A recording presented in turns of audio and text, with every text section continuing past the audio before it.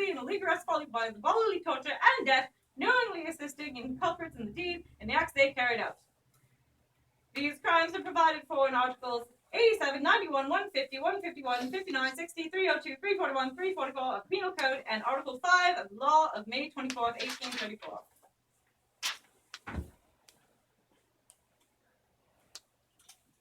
You have heard the acts of which you are accused.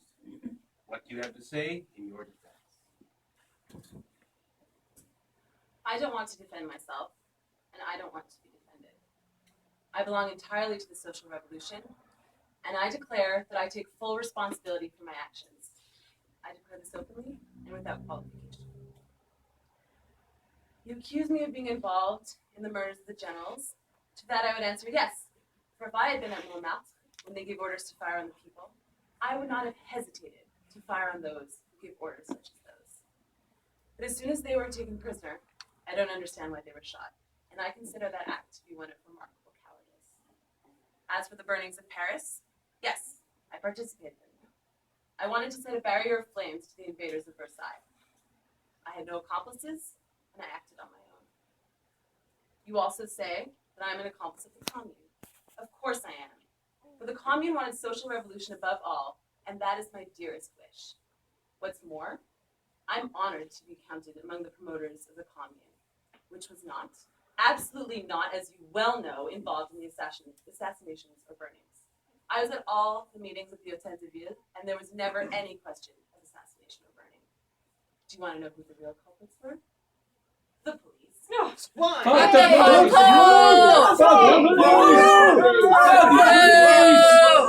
Perhaps one day, light will shine on those events, for which it is so natural today to blame the partisans of the social revolution. One day, I proposed to Ferré an invasion of the National Assembly. I wanted two victims, Monsieur Thiers and myself, for I had already made the sacrifice of my life, and I wanted to see him struck down. In a proclamation, you said that every 24 hours a hostage should be shot. I only wanted to threaten, but why am I defending myself? I already said I refuse to do so. You are the men who will judge me. You're here before me, openly, and you are men. And I am only a woman. And yet I look you straight in the face. I know that nothing I say will change my sentence in the slightest. And so I have one final word to say before I step down. We have never wanted anything but the triumph of the principles of the revolution. This I swear by our martyrs fallen at Satchery, who I acclaim here openly today, and who will one day find an avenger. But I'm yours. I say it once again. Do with me as you wish. Take my life if you want it. I am not a woman who would dispute your requests or even against you. You declare that you did not approve of the assassination of the generals, and yet people say that, when you learned of it, you shouted, they shot them. It serves them right. Yes, I said that. I admit it. So you approved of the assassination? If I made what I said is not proof. The words I spoke simply aimed at encouraging the revolutionary impulse. You also wrote it in newspapers. The Cri de Peuple, for example. Yes, I don't hide it. Every day these newspapers called for the confiscation of the clergy's property and other similar revolutionary measures. Such were your opinions then. Of course. But note that we didn't want to keep those items for ourselves. We wanted to distribute them among the people for their well-being. You called for the abolition of the magistrature. Because I always had in front of me examples of its errors. I remember the Silk affair, among others. You acknowledge wanting to assassinate Mr. Thiers. Yes, I said that, and I say it again. It seems that you wore various costumes during the Commune. I dressed as usual. I only added a red sash to my clothing. Didn't you wear men's clothing several times? Yes, once, on March 18th. I dressed as a National Guardsman, so as not to attract attention. Few witnesses were summoned, as Louise Michel did not dispute the actions with which she was charged. Madame Poulet, a shopkeeper, was the first to be heard.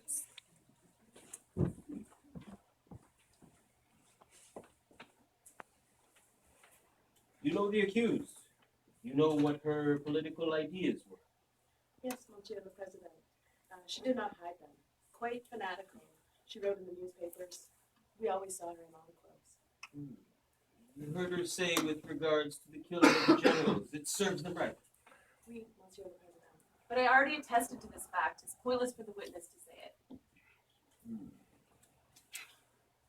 All right. Thank you. Make it. Next was Madame Boutet, painter.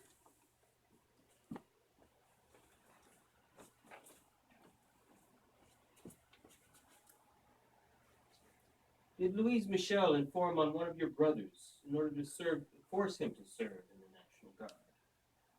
Oui, le Président. The witness had a brother. I thought him brave, and I wanted him to serve in the Commune. One day you saw the accused riding in a carriage, strolling among the guards, and saluting them like a queen, according to your expression. Oui, le Président.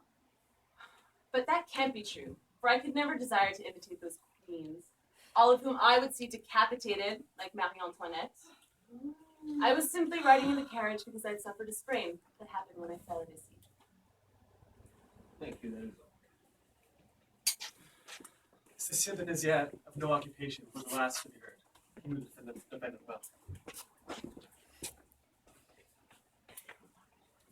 You saw the accused, who acted as a National Guard.